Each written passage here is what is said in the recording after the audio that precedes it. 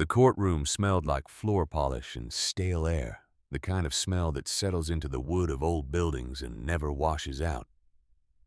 Adelaide Whitford sat in a chair that had been bolted to the floor a long time ago, by a man who probably didn't expect a woman to sit in it for the end of her marriage. The chair was hard. Her back was straight. Her hands were folded in her lap because she didn't trust them to do anything else. The judge was reading from a microphone that flattened his voice and made him sound farther away than he was. Settlement terms, asset division, real property. The words came at her like nails being driven into something she'd built with both hands over 33 years. Thurston wasn't there. That was the part that cut. And not because she'd expected him. She hadn't. A man who could sleep in their bed for the last 8 months of their marriage while courting another woman 3 counties over wasn't going to show up to watch the paperwork finish what he'd already finished in private. He'd sent his attorney, a man named Halcomb, in a charcoal suit that probably cost more than the truck Della had been told she could keep. Halcomb checked his watch twice during the reading. Once at the part about the house. Once at the part about the retirement accounts. Some men take your house. Some men take your name. Thurston Whitford took 33 years and called it a fair split. Della signed where Halcomb pointed. 4 signatures. 2 initials. Then her marriage was a stack of paper in a manila folder, and Halcomb was sliding a single sheet across the table toward her with the patience of someone who had done this 1,000 times and would do it 1,000 more. "This is the asset schedule," he said. "The Briar Creek property, the vehicles other than the Ford, the retirement accounts and the investment portfolio remain with Mr. Whitford under the terms of the agreement. You retain the Ford pickup, your personal effects, and the real property located at Route 11, Goshen County." She let her eyes move down the page until they found the line. Real property. That was what they called her father's gas station. A building she hadn't seen in over a decade on a mountain road she barely remembered how to find. Thurston's lawyers had appraised it at $14,000 and let her keep it without an argument. A rounding error on his balance sheet. Della reached under the table and lifted the cardboard box that held everything Thurston had left for her to collect from their kitchen counter. A jewelry box her mother had given her when she turned 16. A photo album with Junie's baby pictures inside. A coffee mug that said, "World's Best Mom," with a chip on the rim from the time she dropped it loading the dishwasher. And Thurston had told her to be more careful. 33 years of marriage, and this is what fit in a single box. She walked across the parking lot with the box in her arms and the manila folder under her elbow.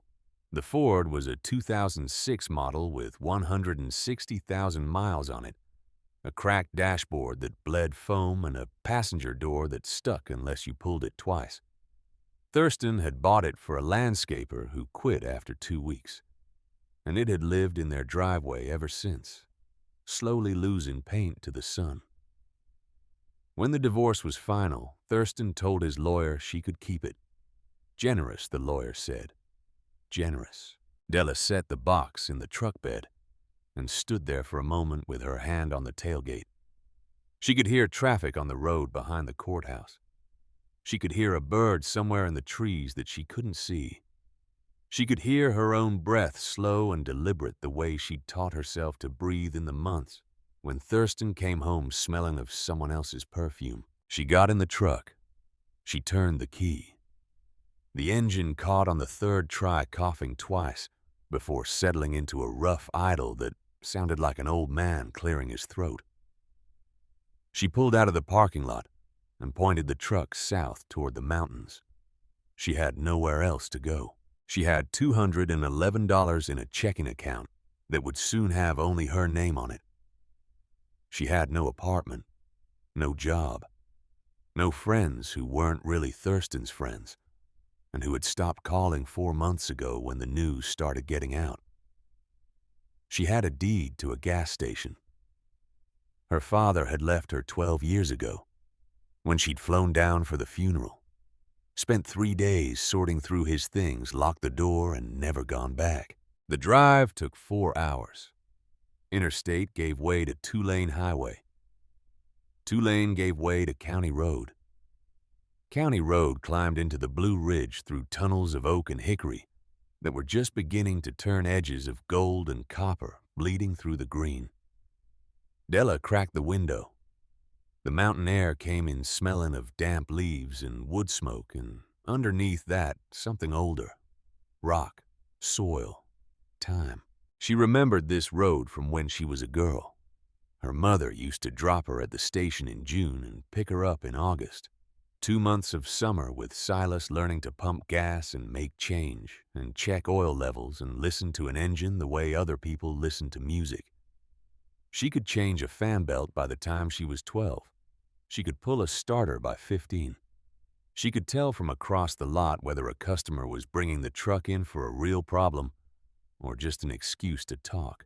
Thurston had found that amusing when they first met, 24 years old, at a real estate conference where she'd gone with her father's old Buick on its last legs. Later, he found it embarrassing. A developer's wife who knew her way around a carburetor. He never said she should stop. He just stopped asking about it. And eventually, the way you stop doing anything when the person closest to you pretends it doesn't exist, she stopped doing it too. Route 11 climbed higher. The trees thickened.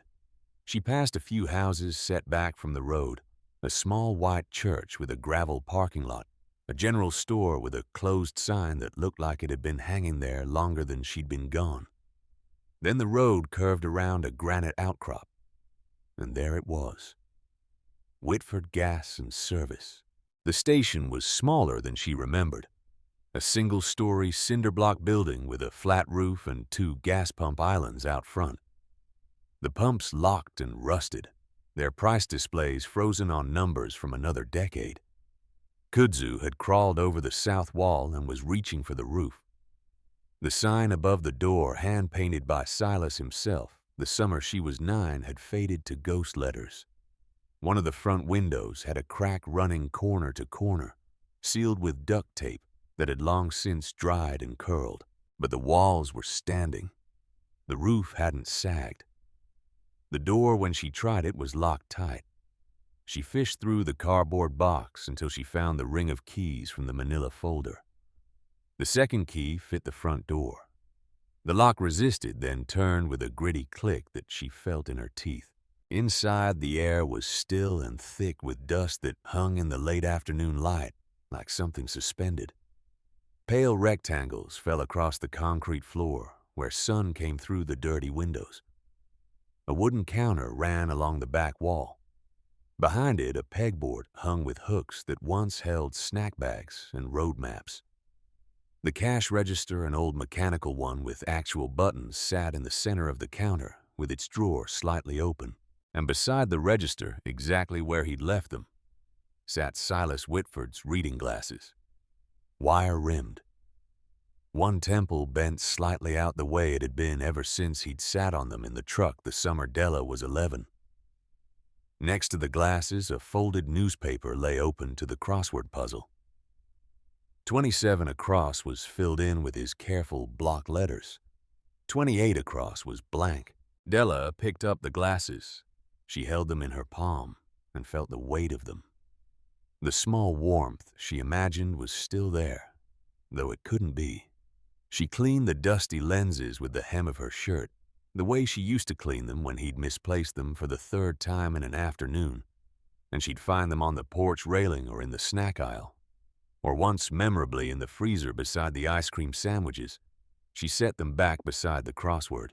She looked around the room. The station was one large space with the counter dividing the front from a small stockroom in back. To the right, a door led to the repair bay, the 2-car garage Silas had built with his own hands in 1974. To the left, a narrow staircase climbed to the apartment above, where Silas had lived for the last 20 years of his life after Della's mother passed. She climbed the stairs. The apartment was cramped but intact. A bed with a bare mattress. A dresser with a doily her mother had crocheted still sitting on top, brittle now and yellow at the edges. A small kitchen with a 2-burner stove and a refrigerator that hummed faintly when she plugged it back in, surprising her so much she almost laughed. The bathroom had a stand-up shower and a medicine cabinet still stocked with Silas's toothbrush and a bottle of aspirin that had expired 8 years ago. She opened the single window above the bed. Mountain air rushed in, pushing out the staleness.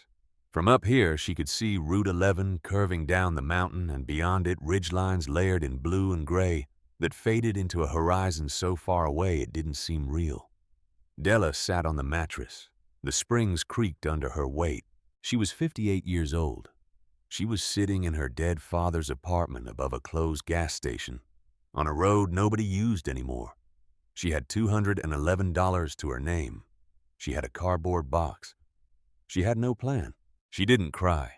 The crying had finished weeks ago in the guest bedroom of the house on Briar Creek alone, while Thurston slept in the master, with the door locked. What she felt now was quieter than grief, emptier.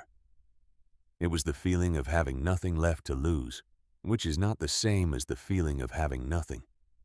There is a small dignity in having nothing left to lose.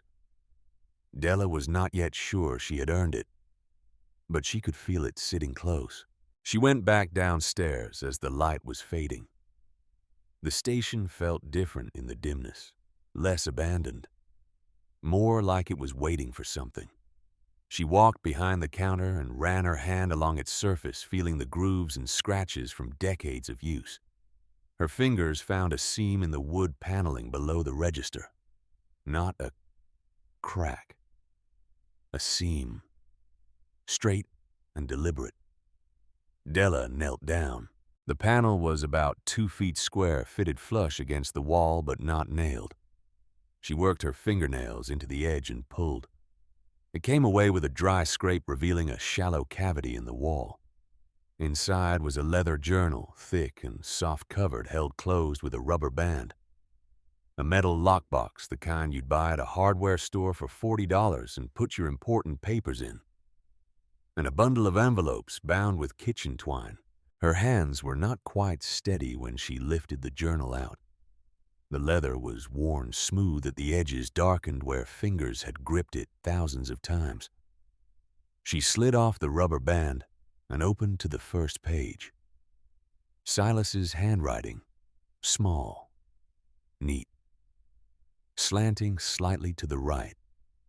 Dated September 14th, 1981. Lent Tom Hendricks $200 for the electric bill. His wife is doing chemotherapy and they can't afford to lose heat. Told him to pay when he can. He won't be able to. That's all right. Della turned the page. Fixed Carol Dunbar's transmission. Charged her $30 for parts. Nothing for labor. She's raising 3 kids alone since Ray left. Oldest one helped me sweep the bay while Carol waited. Good kid. Quiet. Page after page. Entry after entry. Names, amounts, reasons, every loan, every free repair. Every bag of groceries slipped into someone's truck while they weren't looking. Spanning decades. Hundreds of entries in Silas's careful hand.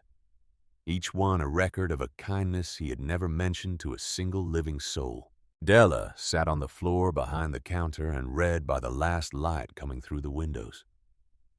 Silas had kept a running account of every family in the valley. Not their debts, their needs.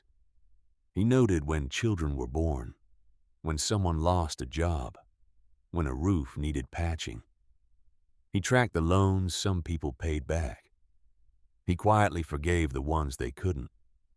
He noted in one entry from 1989 that he had stopped charging the Mosley family altogether because they had stopped asking for help, which Silas wrote meant they needed it more than ever. She opened the lockbox. Inside was $412 in small bills, a set of keys she didn't recognize, and a folded document that turned out to be the original deed to the property passed down from Silas's father in 1971. The corners were brown with age, but the ink was still readable, the notary's stamp still visible. The envelopes were the hardest part to open. Her hands shook untying the twine. There were 8 of them, each addressed in different handwriting, all to Silas. Thank you notes, one from a woman named Linda whose family would have lost their farm without his help. One from a man named Curtis, who said Silas's $50 loan had gotten him through the worst month of his life. Simple letters written on notebook paper and the backs of receipts expressing gratitude for acts of generosity that Silas had never spoken about. Not even to his own daughter. Della kept reading. The journal entries grew more recent. The handwriting got shakier as the years went on. The last quarter of the book covered the final years of his life, when the station was slowing down and fewer cars stopped on Route 11. But even then, Silas was still lending, still fixing, still helping. The amounts got smaller. The needs didn't. She found an entry dated 3 years before he died. Adelaide called today. Sounded tired. That husband of hers is spending again. New car, new suit. Always something new. She says she's fine, but she's not fine. I can hear it in her voice, the way she talks around things instead of about them. She gets that from me, I suppose. Stubborn like her mother. I wish she'd come home. I wish she'd come home and let me teach her to change oil again and drink coffee that's too strong and sit on the porch and watch the trucks go by. But she won't. Not yet. Maybe not ever. I just hope she knows the door is open. Della closed the journal and pressed it against her chest. The station was dark now. Through the window, she could see stars appearing above the ridgeline, more stars than she had seen in decades of suburban living. The mountain was utterly quiet. No traffic, no neighbors, no television murmuring through walls. She understood, for the first time sitting on the floor of her father's gas station, that Silas Whitford had not been pumping gas for 40 years. He had been holding an entire valley together with his bare hands, one small kindness at a time. And he had never said a word about it to anyone. The crossword puzzle on the counter was still unfinished. 28 across was still blank. But somewhere between the last page of the journal and the first star above the ridge, a thought took shape in her that hadn't been there when she walked through the door. She wasn't going to sell this place. She didn't know what else she was going to do, but she knew that. She woke to birdsong and the smell of dust. Pale morning light came through the apartment window and landed on the bare mattress where she'd slept in her clothes. For a moment, she didn't know where she was. Then the ceiling came into focus, water-stained and low, and she remembered. She washed her face in the bathroom sink and brushed her teeth with a finger and some of Silas's expired toothpaste.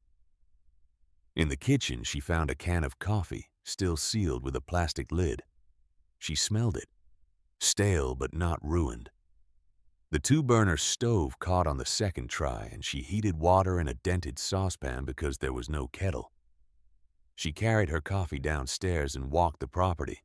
The repair bay was in better shape than the main building. Silas had built it himself in the 70s.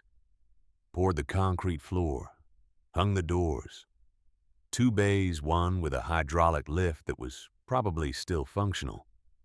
His tools hung on a pegboard that covered the entire back wall, organized by size and type, each one outlined in black marker so you'd know if something was missing. Wrenches, sockets, screwdrivers, pliers. The rubber grip on his favorite ratchet was worn smooth from use. Everything was dusty but intact. Silas had taken care of his tools the way other men took care of their cars. Della ran her hand along the workbench. Her fingers found the groove she'd carved into the wood when she was 9, dragging a flathead screwdriver while he wasn't looking. He'd found it the next day and shook his head. Now the bench has character, he'd said. In the corner of the bay stood a green metal filing cabinet, the heavy 4-drawer kind. She tried the top drawer. locked. She went back to the lockbox and tried the keys she'd found. The smallest one, brass and flat, opened every drawer. Inside were folders, dozens of them, organized alphabetically by family name, each one containing handwritten notes in Silas's careful script. But these weren't just the financial records from the journal. These were follow-ups, progress reports on the people he had helped. Hendricks. Tom paid back $50 in June. Baby girl, healthy, 7 pounds, 4 ounces. Named her Rose after his mother. Don't mention the rest of the debt. Dunbar. Carol's oldest, got into community college. Gave her $200 for books. She tried to refuse, left it in the glove box of her car. Sutter. Jim's roof held through the winter. Patched the south side myself in October. He doesn't know. Thinks the landlord fixed it. Della sat on a milk crate and read folder after folder until she lost track of time. Silas had not just lent money. He had tracked the lives of these families for decades. He had checked in without them knowing, fixed things they couldn't afford to fix, slipped through the cracks of his own kindness so they wouldn't have to. She was still reading when she heard tires on gravel. Through the bay door, she saw an old Chevy truck pulling up to the station. A man climbed out, heavy-set and slow, wearing a plaid flannel shirt and a cap with a feed store logo. He stood in front of the building, hands on his hips, staring at the cracked windows and the kudzu wall. Della stepped out of the bay. "Morning," she called. The man turned. His face was deeply lined, sun-darkened, with white stubble along his jaw. He squinted at her for a long moment, and then his expression changed. His eyes widened. He took off his cap. "I'll be damned," he said. "You're Silas's girl. Adelaide Whitford. Hollis Doddridge." He extended a rough, thick-fingered hand. "I live 2 miles down the mountain. Your daddy and I played cards every Thursday night for I don't even know how long." "I remember you," Della said. "You used to bring corn from your garden." Hollis grinned.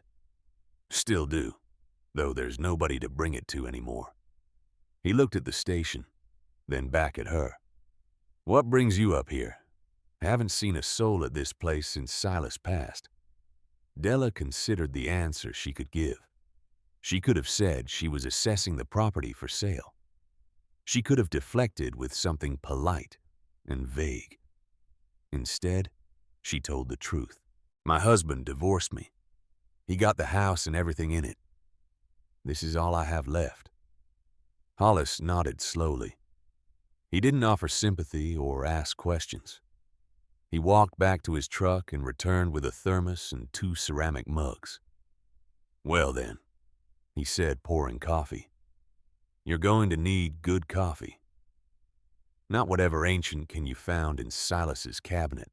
They sat on overturned buckets on the cracked concrete apron in front of the station, drinking Hollis's coffee, which was strong and hot and better than anything Della had tasted in months. "Tell me about him," she said. "Tell me the things he didn't tell me." Hollis sipped his coffee and studied the mountains. "Your daddy was a complicated man in a simple way. Worked hard. Kept his head down. Didn't talk much about himself. But he had this thing about people. Couldn't stand to see somebody struggle if he could do something about it. He had a rule, though. He never called it that. Said a man with hands and tools and a roof over his head had no business letting his neighbor go without. Said it was the only law he believed in." "I found his journal," Della said. "Behind the counter." Hollis's eyebrows rose. He wrote it down. Everything. Every family he helped. Every loan. Every repair he did for nothing. Hollis shook his head, smiling. "That stubborn old fool. Never told a living soul what he was doing. I only knew because I caught him once loading groceries into the Sutter family's truck at midnight. He said he was reorganizing inventory. reorganizing it right into the back seat of their pickup. Della laughed. It surprised her. She couldn't remember the last time she'd laughed like that, sudden and unguarded. "Your daddy never turned anyone away who needed help," Hollis went on. "Said it was cheaper than church and did more good." He paused, turning the mug in his hands. "Folks around here still talk about him. Not big speeches, just quiet things. Someone will mention their lights stayed on because of Silas, or their car ran another winter because Silas fixed it for nothing. Why didn't he tell me any of this?" Hollis looked at her. The look was gentle, but it held something underneath a weight he had been carrying for 12 years. Because Silas didn't think it was anything special. He thought it was just what you did when you lived somewhere and had 2 hands and a set of wrenches. He didn't think it needed a name or a medal or a conversation. He just did it. They sat in silence for a while. A truck passed on Route 11, the first vehicle Della had seen since arriving. The driver lifted 2 fingers from the steering wheel in the mountain greeting she had forgotten existed. "Silas Whitford died owing nothing to anyone and being owed by everyone," Hollis said quietly. That was the richest a man could be. Hollis left mid-morning with a promise to come back the next day with lumber for the porch railing. Della spent the rest of the morning cleaning. She swept the main room, washed the windows with newspaper and vinegar she found under the sink, scrubbed the counter until the wood grain came back through decades of grime. At noon, a woman she didn't recognize pulled up in a minivan and left a casserole on the front step with a note that said, "Welcome home, Silas's daughter." Della did not know who the woman was or how she knew Della was there. Mountain news traveled without wires. By afternoon, 3 more people had stopped by. An elderly man left a stack of firewood by the side of the building.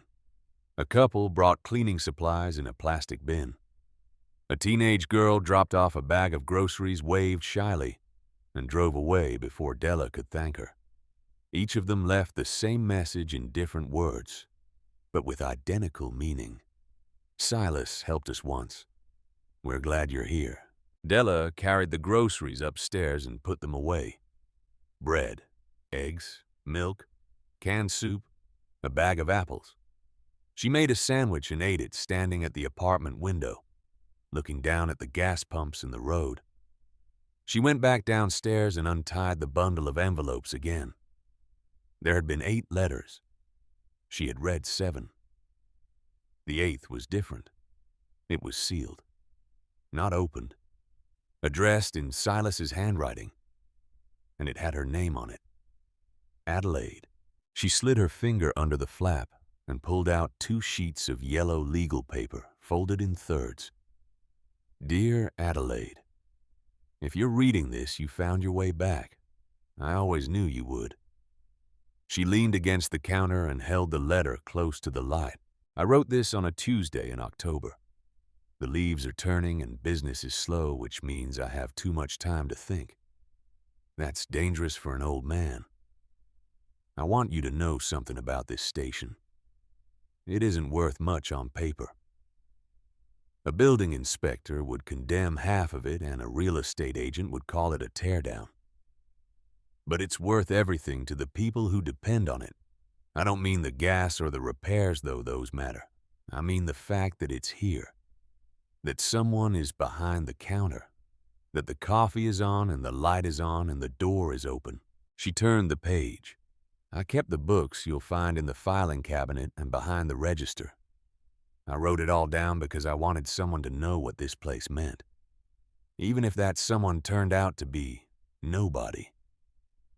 But I hoped it would be you. I know about Thurston. I've known for a long time. You think you hit it well, but a father sees what a father sees. He isn't a bad man, Adelaide. He's just a man who measures everything in dollars and thinks that's the same as value. Someday you'll see the difference. I hope it doesn't cost you too much to learn it. This station is yours, not because it's worth money, but because you're the only person I trust to understand what it was for. Don't sell it. Don't let anyone tell you it's worthless. And if you can keep the coffee on, that matters more than you think." The letter was signed with just his name, Silas. Della folded the paper carefully and slid it back into the envelope. She set it on the counter beside his reading glasses and the unfinished crossword. 3 objects from a man who had been gone for over a decade. And the station felt more full of him now than it had when she walked through the door. Outside, the last of the light drained from the sky. The mountains turned from blue to black. The stars came out by the thousands. That was when she heard it. An engine, struggling, coming up the mountain road. She stepped onto the porch and watched a white pickup truck limp toward the station, with steam rising from under the hood. It rolled to a stop 20 yards past the building. A young man climbed out. He was maybe 23, lean, sunburned, wearing a gray t-shirt with grease stains on the front and jeans torn at the knee. His boots were work-worn. He popped the hood and stared at the engine with the focused expression of someone who understood what he was looking at. Della walked over. "Radiator." The young man looked up surprised. "Hose blew. Upper one." "I've got tools," she said. "Pull it in if it'll make it that far." He looked at her, then at the station. His face showed the calculation of someone used to being turned away, the hesitation of a person who had learned not to accept help because it always came with conditions. "I can pay for the bay time." "I didn't ask for money. I said pull it in." His name was Asa Bramley. He drove the truck into the bay and had the old hose off in 6 minutes. Della found a replacement in Silas's stockroom that was close enough to work with a couple of extra clamps. She watched Asa install it. His hands moved with the quick, precise confidence of someone who had been working on engines since childhood. "Where'd you learn to wrench?" she asked. "My grandmother's boyfriend had a shop in Boone. Spent every summer there until I was 16. He tightened the last clamp and stepped back. "Haven't worked a shop in a while. Last 3 places I tried didn't work out." Della didn't ask why. She could see enough in his face to fill in the story. Young, no family support, probably sleeping in the truck. The kind of person Silas would have noticed inside of 30 seconds. "I'm reopening this station," she said. The words came out before she had fully decided they were true. "I need somebody who can turn a wrench." Asa looked at her steadily. "You don't know me. I know you replaced that hose faster than most mechanics with twice your experience. That's enough for today." He didn't say yes. He didn't say no. He poured coolant into the radiator, started the engine, listened to it run. Satisfied, he closed the hood and wiped his hands on a rag from Silas's workbench. "I'll think about it," he said. "Come back tomorrow if you decide. I'll have coffee on." He drove off down Route 11. Della watched his taillights disappear around the curve. Then she went back inside. She slept that night on the bare mattress with her father's letter under her pillow. She woke before sunrise. She made coffee. She opened the door. 3 days later, the envelope arrived. It came on a Tuesday morning 3 weeks earlier than it should have, addressed in handwriting she didn't recognize. White. Heavy stock. Return address she did recognize. Halcombe and Associates. She opened it at the counter standing next to her father's reading glasses and the half-finished crossword. She read it twice because the language was dense but the meaning underneath was plain. Thurston was filing a motion to include the gas station in the marital asset division. His lawyers claimed she had failed to disclose the property's true value during settlement. They cited a planned state highway expansion that would increase the land's assessment significantly. They wanted the court to reopen the settlement and either award Thurston his share or force a sale. Della set the letter down on the counter beside her father's glasses. Her hands were steady. Her stomach was not. She read it a third time, looking for a weakness in the argument. Some loophole. Some exception that made the threat less real. She didn't find one. She thought about calling a lawyer. She didn't know any lawyers, and the ones she could find would cost money she didn't have. She had $340 in the lockbox. She had a fuel contract coming due. She had a man who had agreed to come back today and turn wrenches for her, and she had no idea how she was going to pay him next week, let alone defend a court motion designed to take this place away from her, before she'd even finished cleaning the windows. The phone rang on the wall behind her. She had forgotten it still worked. She picked up. "Mom." It was Junie. "How did you get this number?" "Dad gave it to me." Of course he did. Thurston was already building his case before the case had even started, lining up allies, framing Della as unreasonable. He built things for a living. Houses, portfolios, arguments, and he was good at all of them. "He says the property is worth more than what was declared," Junie said. "He says there's a highway coming through." "There's always a highway coming through somewhere, Junie. Doesn't mean it's coming here." "Mom, listen to me. If the property is worth something, why not just sell, take the money, get an apartment, start over properly?" "I'm not selling." "Why not?" Della looked at her father's glasses on the counter, at the crossword puzzle, at the journal on the shelf behind her, with 30 years of quiet kindness recorded in steady block letters. "Because this isn't about money," she said. The line went quiet. Della could hear her daughter breathing on the other end, the slow, measured breath of someone holding something back. "Mom, I'm worried about you." "I know. You're living in a building that should probably be condemned, working a gas pump, and now Dad is taking you to court. How is any of this okay?" "It's okay because it has to be. That's what you always say. And then Dad handles it." The words landed harder than Junie probably intended. Della closed her eyes. She could have told her the truth, that Thurston had never handled anything except his own comfort, that handling was just a polite word for control, that Junie had grown up inside Thurston's version of the world and didn't know there were other versions. She didn't say any of it. "I love you, Junie." "Mom, I'll call you this weekend." She hung up. She sat in the dark station for a long time.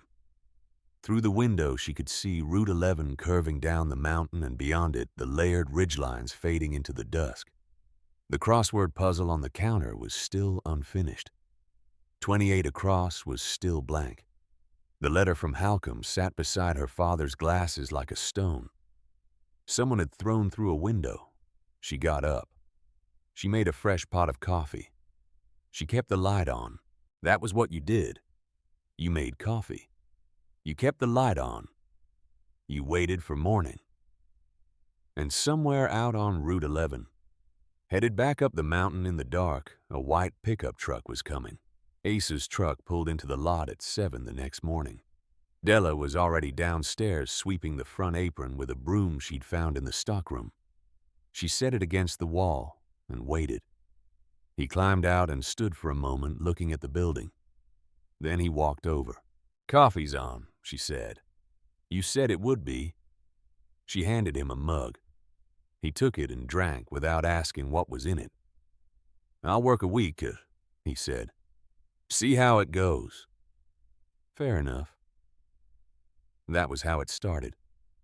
A mug of coffee and a week to see how it went. Della had made a list on the back of one of Silas's old receipts. Broken windows, porch railing, gutters, kudzu, water damage in the south wall, pump islands. The list filled the back of the receipt and kept going onto the counter. Asa studied it. "You planning to rebuild the whole place? Just the parts that are falling down?" He almost smiled. It was the closest thing to one she'd seen from him. They divided the work without discussion. Asa took the repair bay. He tested the compressor, bled the hydraulic lines on the lift, sorted parts in the stockroom. Della took the main building. She pulled kudzu off the south wall by hand, filling a wheelbarrow behind the building until the pile was taller than she was. The vine had worked deep into the mortar between the cinder blocks, and pulling it free was slow, stubborn work that left her hands raw by noon. Hollis showed up at 9 with a truck bed full of lumber and a toolbox he needed both hands to carry. He parked, climbed out, surveyed the front porch with his arms crossed. "Railing's rotten," he said. "I noticed. I'll have it done by lunch." He wasn't bragging. He finished by 11:30. Della brought him water and watched him test the new railing, leaning his full weight against it. The wood was fresh-cut pine, pale and clean against the weathered porch floor. "Silas would have used cedar," Hollis said. "Silas could afford cedar." Hollis grinned. "Pine'll do." That was the rhythm of those first days. Della and Asa worked from sunrise until they lost the light. Hollis appeared most mornings with materials and experience. He didn't ask to be paid. Della tried once, and he looked at her like she'd insulted him. "Silas helped me reshingle my roof back in '98, he said. "Took him 3 days, wouldn't take a dime. Told me I could buy him a steak when I won the lottery." He hammered a nail into the porch step he was replacing. "Never won the lottery, so this is the steak." Asa replaced the cracked front window and caulked the frames on the rest. Della painted the door and window trim dark green, the same shade Silas had always used from a can she found in the stockroom. Asa got the furnace running after 2 afternoons of cleaning out bird nests and replacing a corroded ignition switch. "That furnace should have been condemned a long time ago," he told her, "but it's stubborn." "Runs in the family," she said. The pumps were the biggest problem. The underground tanks needed inspection. The pumps themselves were relics from another era. Della called every fuel company within 50 miles. Most of them hung up when she described the location. A station on a road nobody drove anymore didn't justify the cost. The 4th company she called was run by a man named Grady. "Silas Whitford's daughter," he said on the phone. "Your daddy kept my trucks running when I was just starting out. Wouldn't charge me full price because he said a man trying to build something shouldn't be punished for it." Grady sent a crew the following week.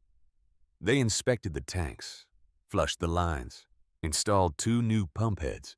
Della signed a fuel contract with terms she could barely manage if enough cars stopped. It was a gamble. Everything about this was a gamble. The first customer came on a Thursday. An older woman in a white sedan pulled up to the pump island, rolled down her window, and stared. "Are you open or we are?" The woman got out slowly, holding the car door for balance.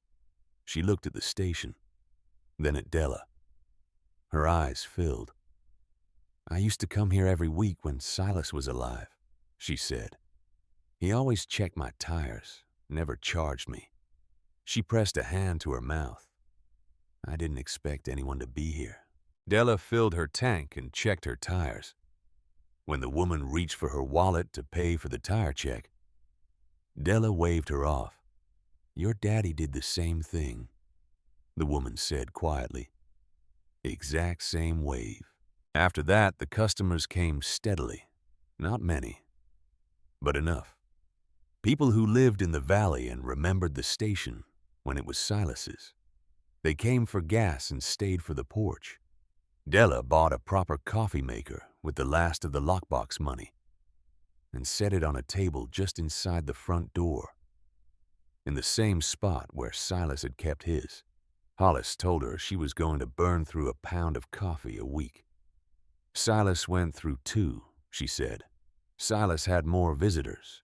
Give it time. A man drove 45 minutes each way to get his oil changed at the station instead of the shop 10 minutes from his house. A woman brought her teenage son to meet Della. because she wanted him to know what Silas had done for their family. An elderly couple who hadn't made the drive up the mountain in months came just to sit on the porch and drink coffee and tell Della about the time Silas fixed their truck on Christmas Eve. He wouldn't let them pay because he said it was technically a holiday and he didn't work holidays, so there was nothing to charge for. Asa settled into the bay with a focus Della hadn't expected. He arrived before she came downstairs every morning and stayed until the light faded. He kept the tools clean, returning each one to its outlined spot on the pegboard. When he didn't know how to fix something, he said so. When he did know, he worked with a quiet confidence that reminded her of watching Silas. She paid him from the fuel sales and repair fees. It wasn't much. He didn't complain. "You need a mattress for that spare room upstairs," she told him one afternoon after she saw him stretching his back beside the lift. He looked at her. "The spare room. It has a frame but no mattress. I'll find one. I'm fine in the truck." "Nobody's fine sleeping in a truck, Asa." He was quiet for a while. Then he nodded and went back to work. Della found a mattress at a yard sale that weekend for $15. Asa carried it upstairs without a word. The court motion sat on her desk like something she couldn't put down. Every morning she looked at it. Every morning she put it back.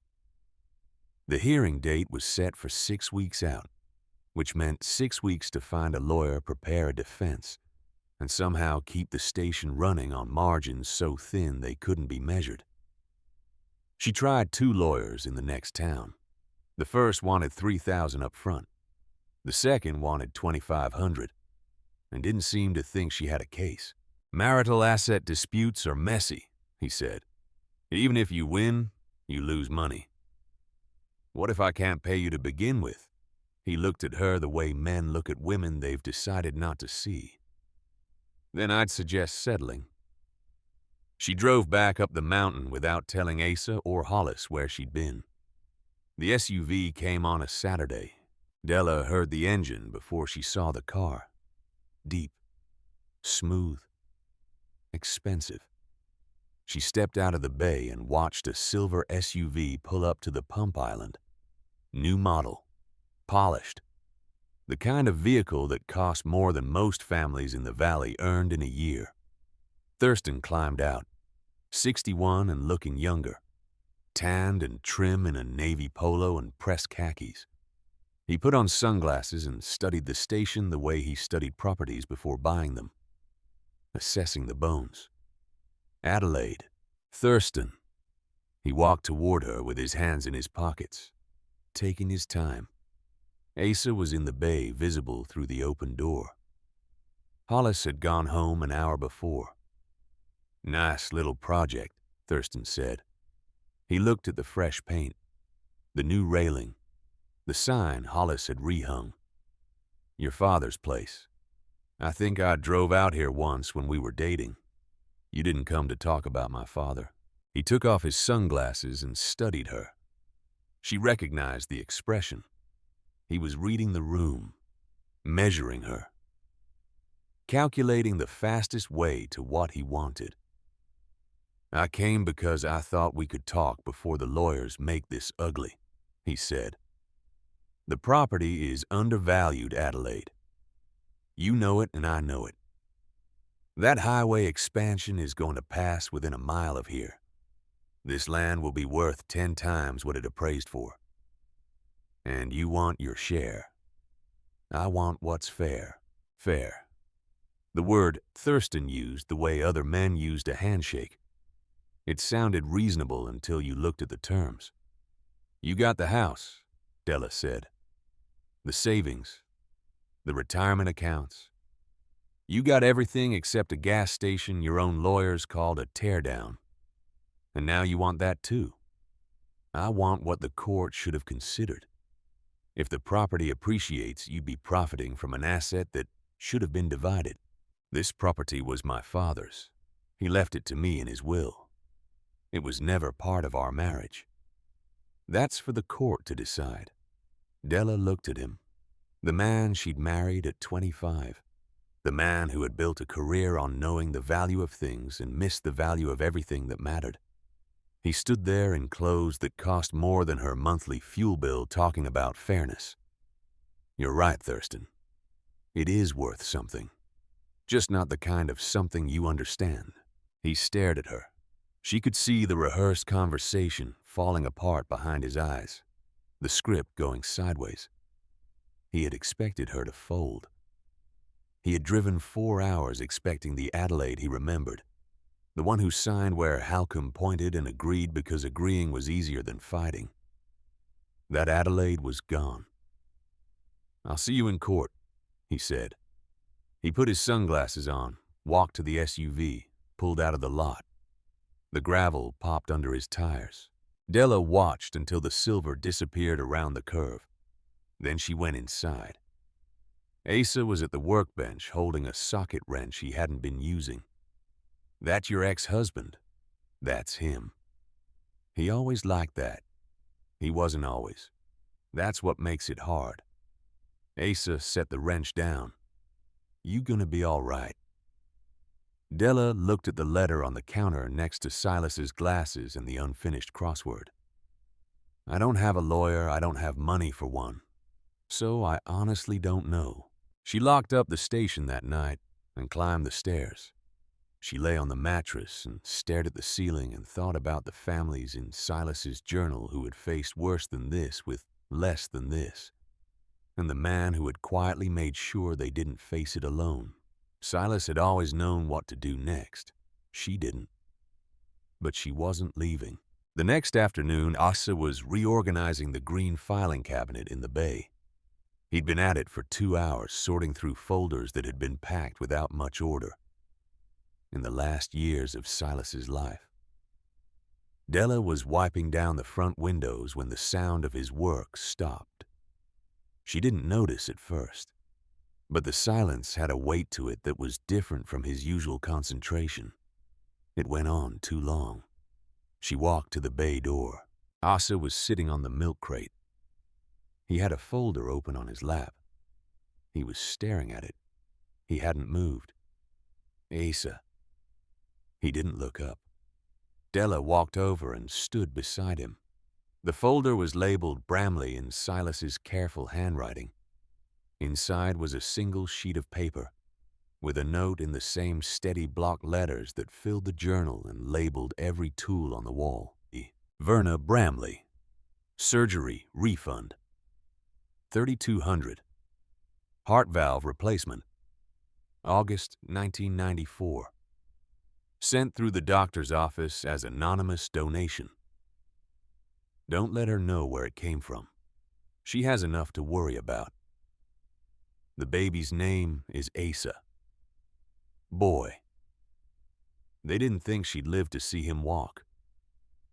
She will. Asa's hands were shaking. He closed the folder and pressed it flat against his knees. He didn't speak for a long time. When he did, his voice was tight, but steady. The voice of someone holding himself together by will alone. "My grandmother." Della didn't say anything. "She had heart surgery when I was a baby. She always said somebody paid for it. Anonymous. She never found out who." He looked up at her. "She told me that story every time I visited. Said whoever paid for that surgery was the reason our whole family existed. Said she looked for that person for the rest of her life." Della sat on the concrete floor beside the milk crate. She didn't say anything. Some moments needed silence more than words. "I didn't know she'd ever been to this station," Asa said. "She lived in Boone. That's 40 miles from here." "Silas drove to Boone sometimes," Della said. "He told me he was visiting a friend." Asa folded the page carefully and put it back in the folder. He sat holding it on his lap, looking at Silas's tools hanging on the pegboard in their outlined shapes. "He never met me," Asa said. "Silas never knew I'd exist. But the reason I'm alive, the reason my grandmother survived, the reason any of us are here, is because a man running a gas station on a road nobody uses decided to pay for a stranger's surgery. That's who he was, Della said. Asa nodded. He stood up, returned the folder to the cabinet, went back to work without another word. But Della noticed he stayed later than usual that night. And when he cleaned Silas's tools before locking up, he handled each one the way you handle something that belongs to someone you wish you'd known. That night, Della couldn't sleep. She came back downstairs in the dark and sat behind the counter with the journal open in front of her. She read entries she had already read. She read entries she hadn't.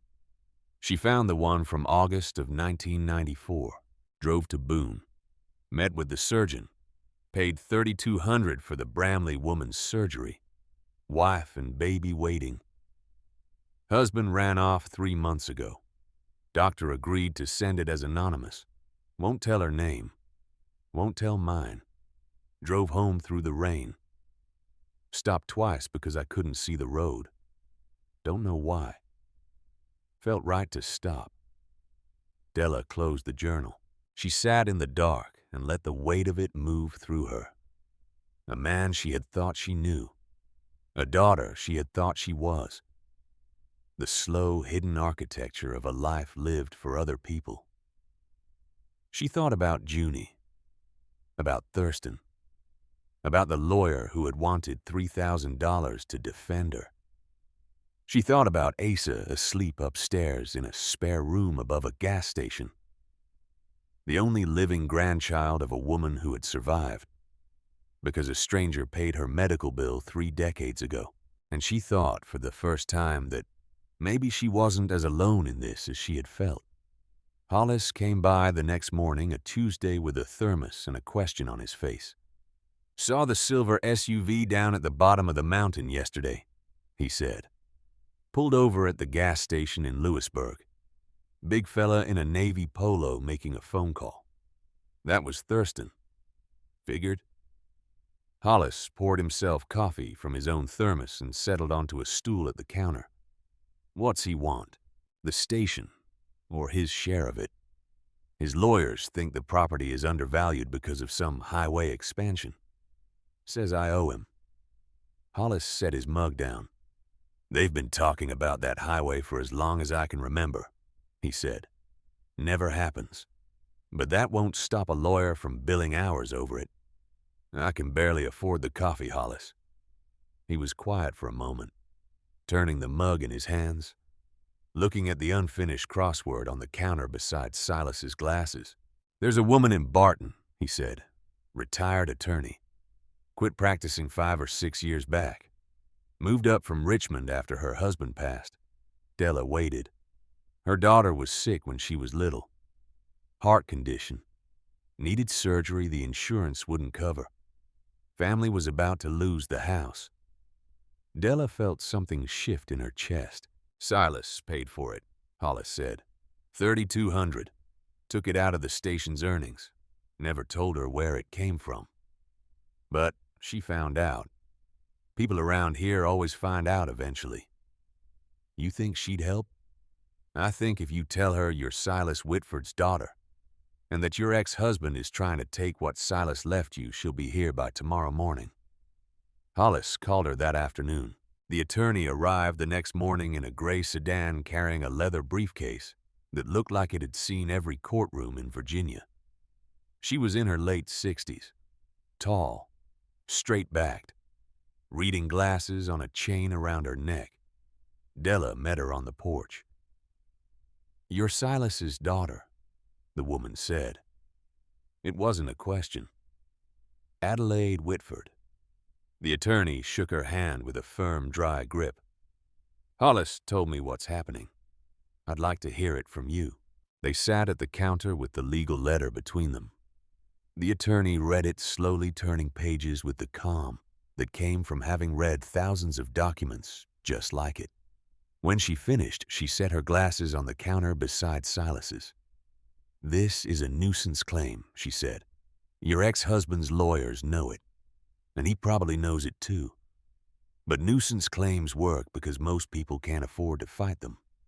Pressure until you fold. That's the strategy. Can he win?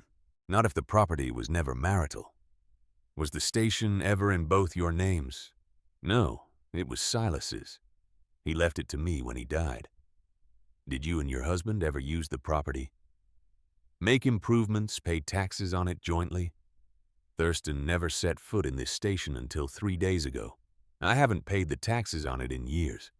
The county sent notices, but the amounts were small, and I just let them pile up. I wasn't paying attention. That's actually helpful. If neither of you maintained, improved, or used the property during the marriage, it stays separate. Your ex-husband has no claim. His lawyer cited a highway expansion. The attorney waved a hand. Speculative future value isn't grounds for reopening a settlement. They'd need to prove the value was deliberately concealed at the time of the divorce. Was it? His own lawyers appraised it at $14,000. They let me keep it without a fight. Then they assessed it and dismissed it. That's their problem, not yours. She stood and collected the papers.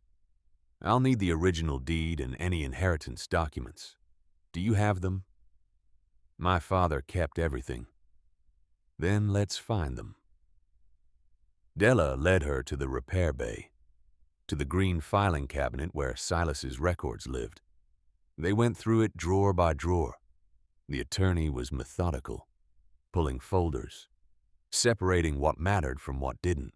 Della found the original deed in the bottom drawer in a manila envelope labeled "Property" in Silas's handwriting. Inside was the deed from his father dated 1971, transferring the land and building to Silas Robert Whitford. Below it was a copy of Silas's will, witnessed and notarized, leaving the property solely to Adelaide Whitford. The attorney held both documents up to the light coming through the bay door. "This is clean," she said. "The property passed from your grandfather to your father, and from your father to you.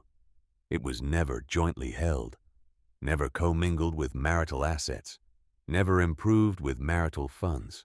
She set the papers on the workbench. "His motion will be dismissed."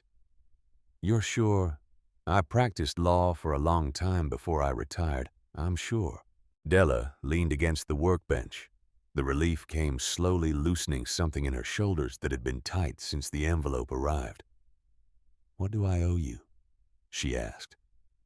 The attorney looked at her. "Your father paid for my daughter's surgery when I couldn't. He never asked for anything. He never even told me it was him." She picked up her briefcase from the workbench. "There is nothing you owe me, Adelaide. This one was paid for a long time ago." She left her card on the counter and drove away. Della stood on the porch and watched the gray sedan disappear down the mountain road, and she stood there a while after it was gone. That weekend, Junie came. She came unannounced. Della was on the porch with 2 regulars when the rental car pulled into the lot. She recognized her daughter through the windshield. Junie sat in the car for a full minute before getting out. She was wearing a white blouse and tailored pants that belonged in a design office, not a gravel lot on a mountain road. She walked toward the station with the careful steps of someone entering a place she had already decided was a mistake. "Mom." Della stood up from the porch bench. "Junie, you didn't call. I wanted to see for myself." Della knew what that meant. Junie had come to measure the damage, to build a case for whatever intervention she had been planning since their last phone call. "Come inside. I'll pour you a cup." Junie followed her in and stopped just inside the door. The station looked nothing like what she had expected. Della could see it in her face. The clean windows, the stocked shelves, the coffee maker by the door, Silas's glasses on the counter beside the crossword. The place was old and worn and plain, but it was working. Asa walked in from the bay, wiping his hands on a rag. He nodded at Junie. "This is Asa," Della said. "He runs the repair bay." "Ma'am," Asa said and went back to work. Junie sat on the stool behind the counter and looked around the room. She had been here once as a child and couldn't remember it. "It's not what I expected," she said. "What did you expect? Something I could point to and say, 'Mom, this isn't working.'" Della poured 2 mugs and set one in front of her daughter. And now, Junie wrapped both hands around the mug. "Now I don't know." Through the window, Hollis's truck pulled in with a load of firewood. He waved at the building without stopping, stacked the wood along the side wall, drove off. "Who was that?" "Hollis, your grandfather's closest friend. He just shows up with firewood every week." Junie stared into her coffee. "Dad says you're being unreasonable, holding on to this place out of spite. What do you think?" Junie looked up. Her eyes were wet, but she wasn't crying. "I think you're different. I don't know what happened here, but you're not the same person who walked out of that courtroom." Della let the words sit between them. "I sided with Dad," Junie said, "during the divorce. You know that." "I know. It was easier. He had the answers. He always had answers. And you just agreed with everything. I didn't respect that." The words landed. Della felt them settle. She didn't flinch. "You were right not to," she said. Junie looked surprised. "I spent a long time agreeing because it was easier," Della said. "That's not something to respect, but I'm done agreeing." She poured her daughter more coffee and let the quiet do the rest. They sat together behind the counter while the afternoon light moved across the floor. For the first time in longer than Della could measure, the silence between them wasn't distance. It was rest. That night, Junie slept upstairs in the apartment. Della made up the couch in the living area, but Junie said she'd take it, and Della should have the bed. They argued briefly. Junie won. Della lay on the couch in the dark, listening to her daughter breathing in the next room, listening to Asa shifting upstairs in the spare room over the bay. The station was full of people. The mountain was quiet. The stars were out. Della thought about how many nights Silas had slept here alone above this building. How many times he had heard a truck on the road in the middle of the night and gotten up just in case someone needed something. How many people had passed through this station without ever knowing what it had cost him to keep it open. She thought about Thurston alone in the house on Briar Creek, or wherever he was, with whoever he was with. She wondered if he was sleeping. She hoped he wasn't. Then she let that hope go, because she didn't want to be the kind of person who held on to it. Junie left the next morning. She hugged Della at the car, held on longer than usual. "Call me after the hearing," she said. "I will. And Mom, whatever happens, I'm proud of you." The hearing was set for the following Wednesday, 6 days away. Della spent those 6 days doing what she had been doing since she arrived. She opened the station at 6. She made coffee. She pumped gas. She helped Asa in the bay when he needed an extra pair of hands. She listened to the regulars on the porch tell stories about Silas, about each other, about the valley. A woman came in on Monday with a child whose ear hurt. Della checked the ear with a flashlight and saw the redness and gave the mother the name of a pediatrician in the next town. The mother said she couldn't afford the visit. Della wrote a phone number on a slip of paper and pressed $60 into the mother's hand. "Tell them you spoke with me. They'll honor a discount." The mother stared at her. "Why are you doing this?" "Because my father did it, and someone has to keep doing it." The mother nodded, took the money, drove away. Della watched her go and understood finally what Silas had meant in his letter. The station was not worth the building or the pumps or the property. The station was worth the door being open, the light being on, the coffee being made. That was the entire inheritance. That was the only thing that mattered. On Tuesday evening, the night before the hearing, Della sat on the porch with Hollis as the sun went down. They didn't talk much. There wasn't much to say. Asa was inside closing up the bay. The new lumber on the porch railing was starting to weather to the same gray as the rest of the wood. "You ready for tomorrow?" Hollis finally asked. "No. Doesn't matter. The lawyer says it's over before it starts." "I know." He sipped his coffee. "Watch the mountains turn from blue to black. Your daddy would have been proud of you, Adelaide. I want you to know that." She didn't answer. She couldn't. She kept her eyes on the ridge and watched the first star come out above it. The crossword puzzle on the counter inside was still unfinished. 28 across was still blank. Tomorrow she would drive 4 hours back down the mountain. She would walk into a courtroom where her ex-husband had filed a motion to take the only thing she had left. And a woman she had never met until 2 weeks ago, a woman whose daughter Silas had saved without ever asking for thanks, would stand up and tell a judge that the gas station belonged to Adelaide Whitford, and always had. Della didn't know how to thank her for that. She didn't know how to thank Silas for that.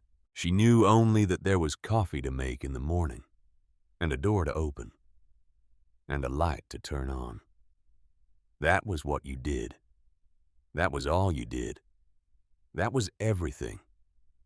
The drive down the mountain that Wednesday morning was the longest 4 hours Della had ever spent in a vehicle. The Ford rattled the way it always rattled. The dashboard cracked the way it always cracked. The passenger door stuck the way it always stuck. But the mountain felt different leaving than it had arriving. 3 weeks ago, she had driven up Route 11 with $211 in her checking account and a cardboard box of kitchen leftovers, not knowing what she would find at the end of the road. Now she was driving down with a folder of legal documents on the passenger seat, an attorney waiting for her at the courthouse, and a station behind her that had a light on and a door open and a mechanic she'd come to trust running the bay. She still had $211 in her checking account. That part hadn't changed, but the rest of it had. The attorney met her on the courthouse steps in a navy suit, carrying the briefcase that had been everywhere. She had 3 documents in her hand.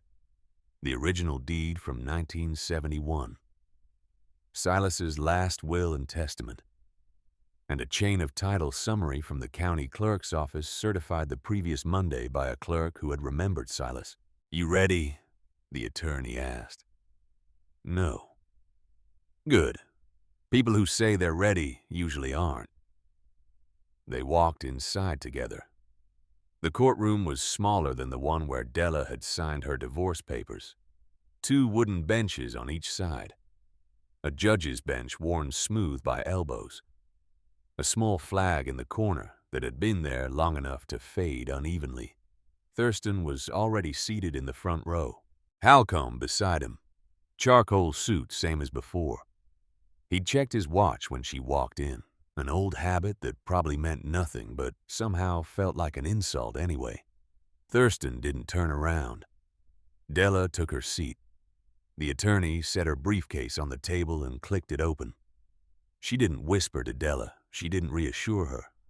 She just opened the files and waited. The judge entered. Everyone stood. Everyone sat. The hearing took 20 minutes. The attorney rose first. She presented the original deed from 1971. She presented Silas's will witnessed and notarized in 2004, leaving the property solely and explicitly to Adelaide Whitford.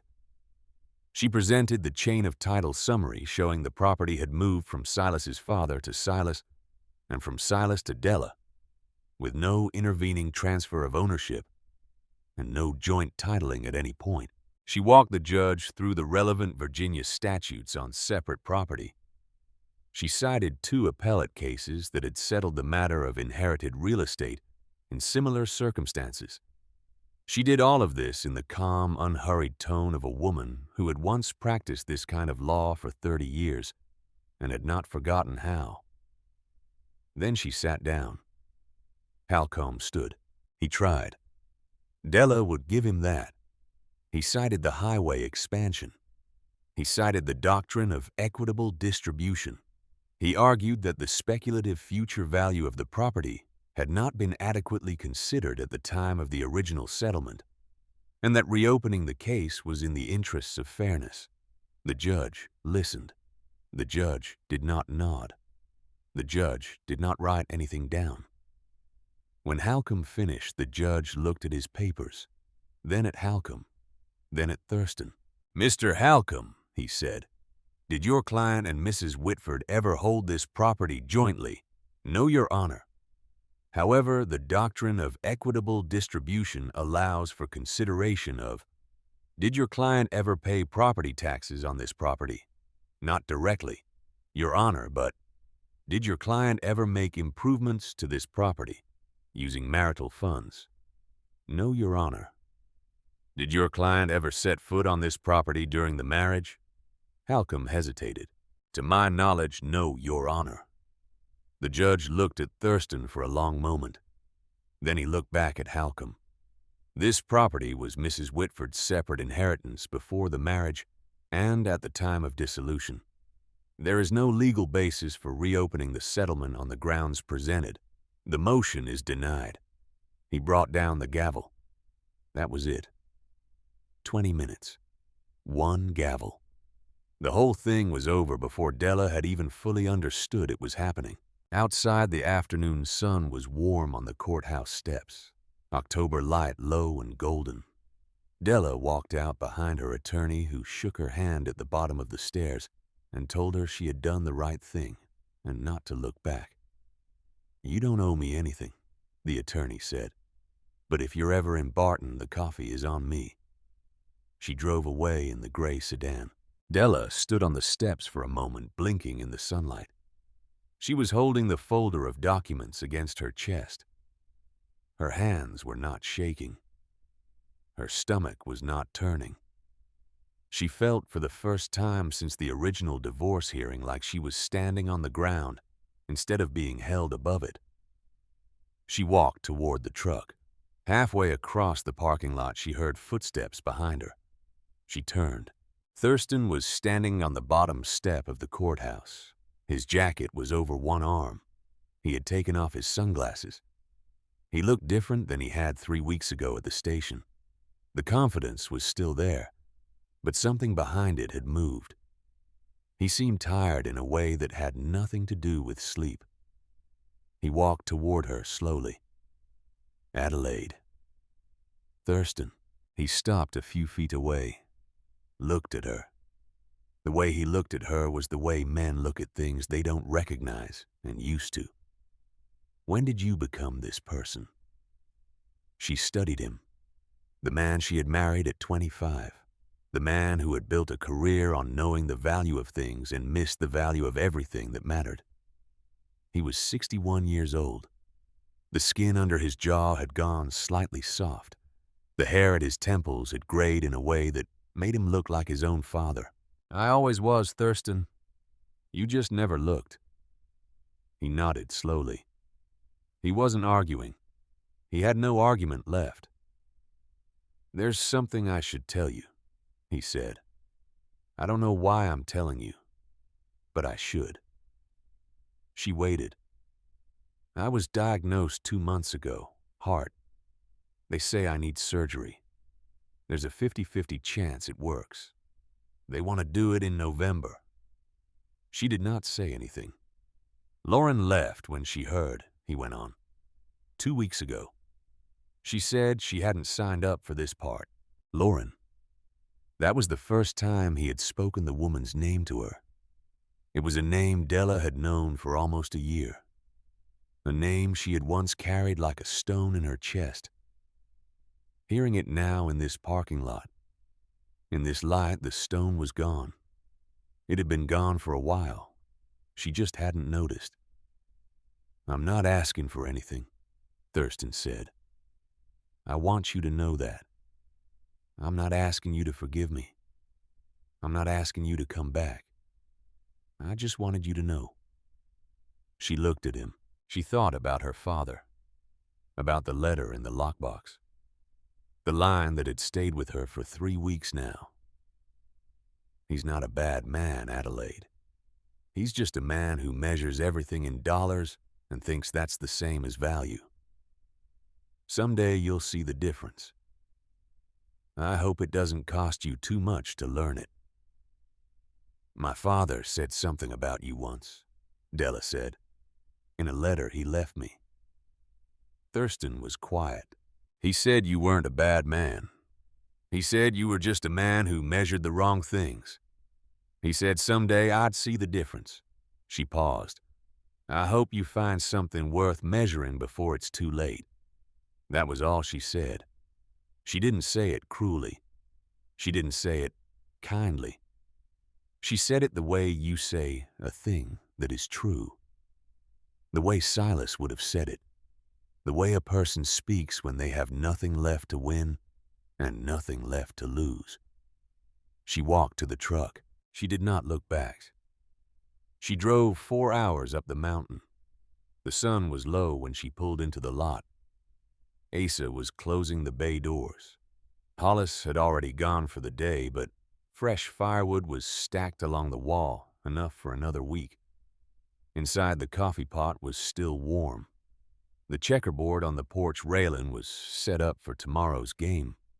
Della walked behind the counter to the breaker panel. Silas had wired the building himself. The panel was labeled in his handwriting. She found the switch marked sign and flipped it. Through the front window, she could see the glow. Silas's hand-painted sign lit for the first time since he had died. The letters were faded, but they were readable against the darkening sky. Whitford's Gas and Service. Asa came around the corner of the building and looked up at it. "Looks good," he said. Della stood in the doorway and watched the sign glow against the coming night. It wasn't bright. It wasn't new. But it was on. That was enough. 3 months later, the dogwoods along the mountain road were blooming. White blossoms pressed against the green canopy. The air smelled like warm earth and new growth. Spring had come to the valley the way it always came, slowly. And then all at once, the station was alive. The pumps ran every day. Asa handled most of the repair work, and Della had stopped counting the cars, because there were enough. The coffee pot stayed on from 6 in the morning until whoever left last turned it off, which was usually Hollis, who had developed a habit of sitting on the porch until well after dark. Asa had changed. Not in any way you'd notice from the outside unless you'd known him at the beginning. He still arrived early and stayed late. He still worked with the same quiet focus. But there was a steadiness to him now that hadn't been there before. He had enrolled in an online certification program for mechanics, studying on a used laptop Della had bought with money from the station's earnings. He sat at the counter after hours reading about diesel diagnostics and fuel injection systems, taking notes in a composition book with the same careful handwriting Silas used to have. When Della mentioned the similarity, Asa shrugged. "Good handwriting is good handwriting," he said. The bay stayed busy. Word had spread through the valley that the station was open again, and that the mechanic was fast, honest, and fair. People drove past newer shops to bring their cars to Asa, because they trusted a place with Silas's name on it. Asa understood that without being told. He never cut corners.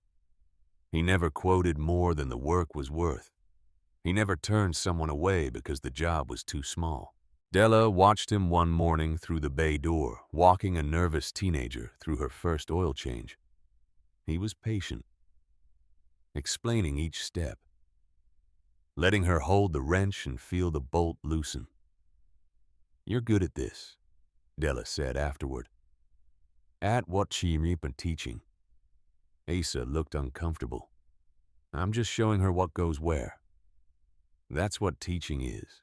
The porch had become a gathering place. Regulars showed up in the late afternoon with lawn chairs they left folded against the building between visits. They drank Della's coffee and traded stories about the weather, the road, their trucks, their families. An older man brought a checkerboard and left it on the porch railing. It stayed there. By the end of the first week, there was a running tournament that nobody kept official score of, but everyone took seriously. Della learned their names, their families, their troubles. She learned who was behind on bills, who had just gotten a grandchild, who needed a brake job but couldn't swing the cost. She kept this information the way Silas had, in her head and in her actions. Quietly, the man with the bad brakes came to pick up his car and found it fixed the bill listing only the cost of the pads. A woman whose husband had recently left found an envelope of grocery money in her glove compartment. An older couple whose furnace had gone out in March came home one afternoon to find a new ignition switch sitting in a small box on their porch, along with handwritten instructions for installing it themselves. Della did not announce what she was doing. Nobody asked. The valley absorbed her generosity the way it had absorbed Silas's, as part of how things worked. She kept her own version of his journal now, not in a leather book hidden behind the register. In a spiral notebook she kept under the counter. The entries were her own. The handwriting was her own, but the names and the amounts and the reasons had the same rhythm. Hendricks, Tom Jr., 18, started community college. Bought him a calculator from the office supply store in town. Left it on his mother's porch, Dunbar. Carol moved to assisted living. Visited her on Sunday. Brought soup. Didn't mention it was from me. Sutter. Roof leaking again on the south side. Asa and I went over Saturday morning and patched it. Told them we were checking the gutters. She was not pretending to be her father. She knew the difference. But she was doing what he had done in the way he had done it. And that mattered more than any name she might have signed at the bottom of an entry. In April, Junie came back. She brought her children. A boy of 9 and a girl of 6. Both wearing city clothes and wide eyes. They climbed out of the rental car and looked at the station. At the mountains. At the gravel lot. At a world entirely different from their own. "This is where your great-grandpa Silas worked," Junie told them. The boy studied the building. "It's small." "Big enough," Della said from the doorway. She took them through the station first. Showed them the counter. The reading glasses. The crossword. She opened the lockbox empty now except for the original keys and let them hold the brass one that opened the filing cabinet. The girl was fascinated by the cash register, the old mechanical kind with buttons that clicked. Della let her ring up an imaginary sale. Then she took them to the bay. Asa was under a truck when they walked in. He slid out on the creeper, wiped his hands, said hello with the careful politeness of someone who hadn't spent much time around children, but wanted to do it right. Della showed them Silas's tools. She lifted the boy up so he could see the pegboard, the outlines around each wrench and socket and screwdriver. She let the girl hold a flashlight while she explained how to check tire pressure on the truck parked inside. "Press it here," she told the boy, showing him the gauge. "And this number tells you if there's enough air. What if there isn't? Then you add some. Compressor's right there." The boy pressed the gauge to the valve stem. 32, he read. "Perfect. You just did your first tire check." He grinned. It was the same grin Della had worn at his age. In the same bay. Learning the same things from Silas. She felt it in her chest. A fullness that had nothing to do with air and everything to do with time folding over on itself. Junie watched from the bay door. She didn't say anything. Della could see her daughter's face, and what was on it wasn't worry anymore. It was recognition. That evening, after the children had fallen asleep on the couch upstairs, Della and Junie sat on the porch. The sky was clear and full of stars. "I was wrong," Junie said.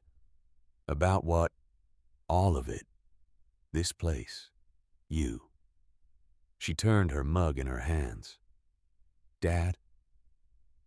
Della didn't push. She had learned that from Silas. You let people arrive at the truth on their own. When they got there, you poured them another cup. "He called me last week," Junie said. "Sounded different, quieter. Asked about you. What did you tell him? The truth. That you're doing better than anyone expected. That the station is running and people come from all over the valley." Junie paused. "I told him you turned into someone he never imagined you could be. And I said, that's because he never tried to imagine it." Della reached over and squeezed her daughter's hand. "He wasn't a bad man, Junie. He just measured the wrong things." "How's his health?" "I don't know. He had the surgery in November. I haven't heard. He's recovering. He's not the same. He's quieter. He bought a smaller place. He sold the house on Briar Creek." Della took that in. "Good. You don't want to know more. I know enough. The rest belongs to him." Junie nodded. They sat for a long time in the quiet. Hollis came by the next morning with something wrapped in brown paper under his arm. He walked in, set it on the counter, and slid it toward Della. "Found this in my garage," he said. "Been sitting in a box." Della unwrapped it. A framed photograph, slightly faded behind dusty glass. Silas and a young Della standing in front of the station. Della was maybe 6, wearing overalls and a wide grin. Silas stood behind her with one hand on her shoulder, squinting into the sun. The sign above them was freshly painted. The pumps were shining. Della held the photograph and looked at it for a long time. "He gave me a copy after he took it," Hollis said. "Told me it was the best picture he ever took. Said it was the only time both of you looked exactly like who you were supposed to be." Della carried the photo behind the counter and hung it on the wall next to Silas's reading glasses and the crossword. 3 objects from a man who had been gone for over a decade, and a photograph that proved he had known who she was before she had known it herself. The days found a rhythm. Della woke early, made coffee, opened the station. Asa came downstairs and went to the bay. The first customer pulled in by 7:30. Della worked the counter and the pumps, and between customers she sat on the porch and watched the road and drank coffee and listened to the valley doing what it did. It was not a big life. It was not a wealthy life. It was a useful life. And Della had come to understand that usefulness was its own kind of wealth, the kind that didn't show up on balance sheets but held communities together. She thought about Silas's journal often, about all those names, all those families, all those moments when a man with 2 hands and a set of wrenches had decided that he could not in good conscience let his neighbor go without. She thought about how she had grown up next to that man and had not seen him. How easy it was to miss what was right in front of you. How long it could take to learn to look. She thought about Asa, about the surgery 32 years ago that should not have been paid for but was. About a baby who should not have grown up with a grandmother but did. About a young man who had limped up Route 11 on a blown radiator hose and walked into a bay where his grandmother's anonymous benefactor had hung his tools and outlined them in black marker so they would never be lost. She thought about how nothing in the world is ever as random as it looks. In late April on a Tuesday, a car Della didn't recognize pulled into the lot. A minivan, road dusty, with a cracked taillight. A young woman climbed out, maybe 30. wearing a faded jacket and jeans. 3 children were in the back seat. The youngest was asleep in a car seat. The woman looked at the pumps, then at the station, then at Della sitting on the porch with a mug of coffee in her hand. She had the expression Della had seen on other faces, and in her own mirror, someone carrying more than she could say. "Could I get some gas?" the woman asked. "Of course." Della walked to the pump and filled the tank. "Want me to check the oil while I'm at it?" The woman nodded. Della checked the oil, topped off the windshield fluid, noticed the front left tire was low, added air without asking. When the pump clicked off, the woman opened her purse and started digging through it. Della could see her fingers moving past receipts and loose change, the quick motion of someone counting what she had and hoping it would be enough. "Pay it next time you're through," Della said. The woman looked up. "What, next time you drive through, you can pay then." "I can't just—" "Sure you can. I'll be here." The woman stared at her. Her eyes filled. She pressed her lips together hard. "Why?" she asked. Della smiled. "My father used to say the same thing." The woman drove away with a full tank and aired-up tires and a story she would carry with her for a long time. Della watched the minivan disappear around the curve and went back inside. She closed up the station at dusk. Asa had already locked the bay and gone upstairs. Hollis's firewood was stacked along the wall enough for another week.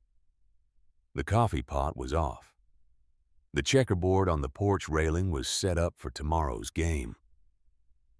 Della turned off the lights one by one. The front room, the stock room, the counter lamp. She picked up Silas's reading glasses, cleaned them with the hem of her shirt the way she had done 1,000 times as a girl, set them back beside the crossword. 27 across was still filled in. 28 across was still blank. She left it that way. She had thought in the first week that she might finish it for him. Fill in the empty squares. Complete what he had started.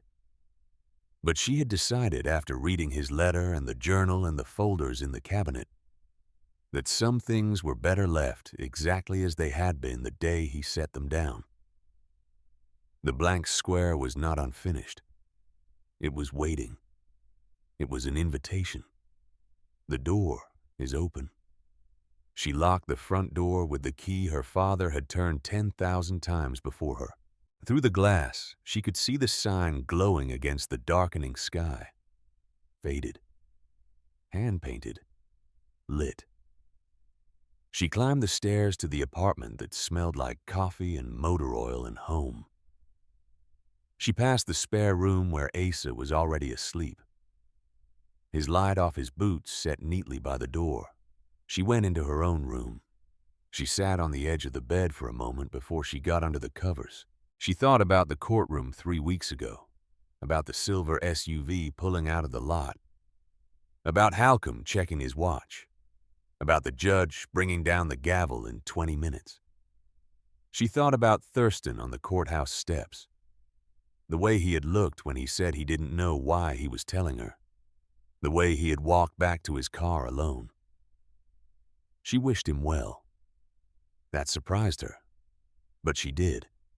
She thought about her father, about the journal hidden behind the register for 12 years waiting for someone to find it, about the letter sealed in the envelope with her name on it, about a man who had never told a living soul what he did because he didn't think it needed a name or a medal or a conversation. He just did it. That was the inheritance. Not the building, not the property, not the pumps or the bay or the lockbox. Him. The way he lived. The way he chose every single day to keep the door open. She lay down. She closed her eyes. She was 58 years old. She had no husband, no house on Briar Creek, no retirement accounts, no investment portfolio. She had a station on a road most people had forgotten existed, A mechanic asleep in the next room who was the grandson of a woman her father had saved without ever meeting. A daughter who had finally come home. 2 grandchildren who could check tire pressure. She had a journal in her own handwriting, growing 1 entry at a time. A sign that glowed at night for the first time in 12 years. A crossword puzzle she would never finish because some things are better left waiting. She had everything she needed. She fell asleep. The mountain was quiet. The stars were out. The sign was on. And tomorrow, before the sun was up, Adelaide Whitford would come down the stairs of the apartment above her father's gas station. She would walk behind the counter. She would clean his glasses out of habit. She would set them back exactly where they belonged. She would make a fresh pot of coffee. She would unlock the door. She would turn on the light, and the next traveler who came up Route 11 broken down or tired or just looking for a place to stop would find what every traveler had found at this station for 55 years. A door that was open. A light that was on. A welcome that asked for nothing in return. She was 58 years old. She had lost everything she had been told, mattered, and discovered in the losing what actually did. She was just getting started.